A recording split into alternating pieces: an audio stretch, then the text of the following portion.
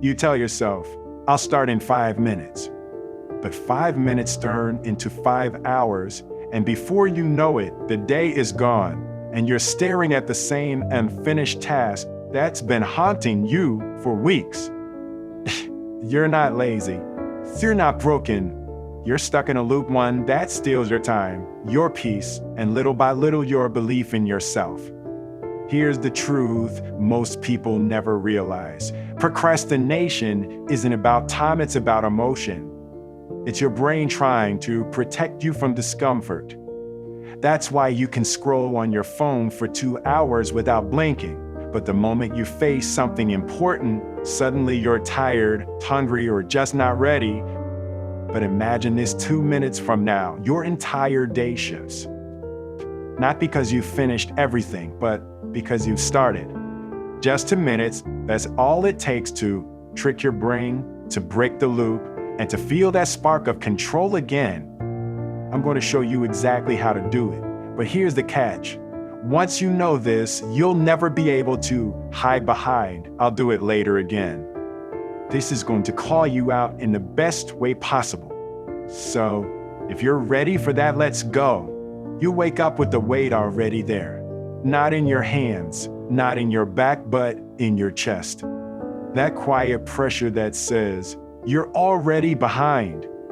The emails you haven't answered, the laundry that's still in the basket, the project that's been sitting on your desk like a silent accusation. You tell yourself you'll get to it, but the thought alone drains you before you even begin. And then the guilt sets in. You start wondering what's wrong with you. Why can't you just do it? Why does it feel like everyone else is moving forward while you're stuck pressing the same pause button every day? The truth is, procrastination isn't just a bad habit, it's a thief. It doesn't just steal your time, it steals your self-respect. Because every time you delay something important, a part of you starts to believe you can't be trusted even by yourself. That's why it hurts so much. And the cost? It's not just missed deadlines or lost opportunities, it's peace. It's that quiet confidence you used to have when you knew you could rely on yourself. It's the ability to rest without feeling like you're running from something. It's the energy to be present with people you love instead of half listening because you're thinking about everything you still haven't done. You're not just fighting a to-do list. You're fighting the invisible weight of all the things you've postponed, hoping they'll somehow take care of themselves. But they don't. They grow. And they grow into anxiety, self-doubt, and a constant low hum of stress that never lets you fully breathe. If you've been feeling that you're not alone, but you can't stay here, because this loop will keep spinning until you decide to break it. And breaking it doesn't start with a massive, life-changing leap. It starts with something far smaller. Something you can do right now. Here's the part nobody tells you. Procrastination isn't a sign you're weak. It's a sign your brain is protecting you in the wrong way. Think about it. Your mind is wired to avoid pain.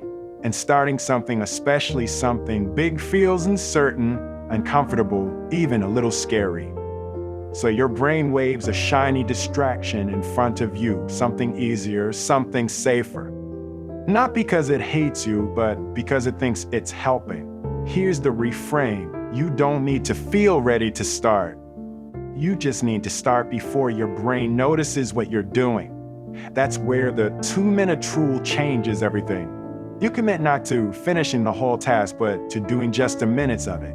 That's it. 2 minutes of writing the first sentence. 2 minutes of opening the document and typing the title. 2 minutes of washing the first plate. Because here's the magic. Once you start, momentum kicks in. The fear shrinks. Your brain realizes, oh, we're already in it. We might as well keep going. It's like pushing a car that's stuck in the mud. The first push feels impossible, but once the wheels start turning, everything gets lighter. Those first 2 minutes are the push. And this isn't just about productivity, it's about self-worth. Each time you keep that small promise to yourself, you prove you can trust you.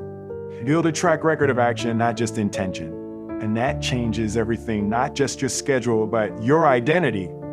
You stop seeing yourself as someone who puts things off and start seeing yourself as someone who gets things moving. And once you believe that, procrastination stops being your default and starting becomes your superpower. All right, here's where you put this into motion. Not tomorrow, not when you feel like it. Right now. Step 1, pick one thing. Not 10, not your whole list. Just one. Ask yourself, if I only did this today, would I feel like the day mattered? That's your target. Step 2, prepare the starting line. That means clearing the smallest possible space to work. If it's writing, open the document. If it's cleaning, set the item in front of you. If it's making a call, have the number ready on your phone. The less friction, the less your brain will resist.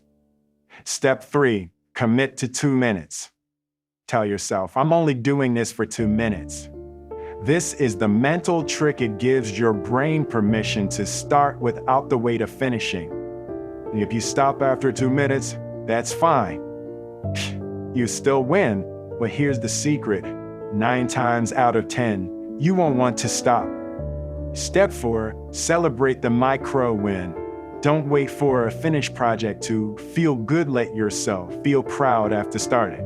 That's how you train your brain to crave action instead of avoiding it. Step 5, repeat tomorrow. Consistency over perfection. You don't need to sprint every day, you just need to keep walking. Over time, those 2 minutes will turn into 20, and 20 into hours of focused work you didn't even think you had in you. This is how you reclaim your focus, not by waiting for motivation to magically show up, but by building trust in yourself, moment by moment. Every time you start, you weaken procrastination's grip on your life. Every time you honor that 2-minute promise, you're telling your future self, I've got you. And here's the beauty: you'll start noticing something else. The guilt starts to fade. The heaviness in your chest begins to lift. You can rest at night without that buzzing anxiety of everything left and done, because you'll know you showed up for you today. Here's the truth: beating procrastinations is just the first battle. Starting is powerful, but if you want real transformation, you need something even stronger: the ability to keep going when the excitement fades. That's where discipline comes in. Motivation will get you to the starting line. Discipline will carry you across the finish line over and over again. If you've ever wondered why some people seem unstoppable, it's not because they're always inspired. It's because they built a system inside themselves that works whether they feel like it or not. And once you learn how to build, that no goal is out of reach. That's exactly what we're diving into next: why discipline beats everything. We'll break down why discipline is better than motivation, how to make it stick for life, and how to become the kind of person who simply doesn't quit. You've already taken the first step by learning how to start. And now it's time to learn how to keep going no matter what. Because once you master discipline, success isn't just possible, it's inevitable. This is Wisdom Recorder, your knowledge source. If this spoke to you, subscribe and like so you never miss the next step in your journey.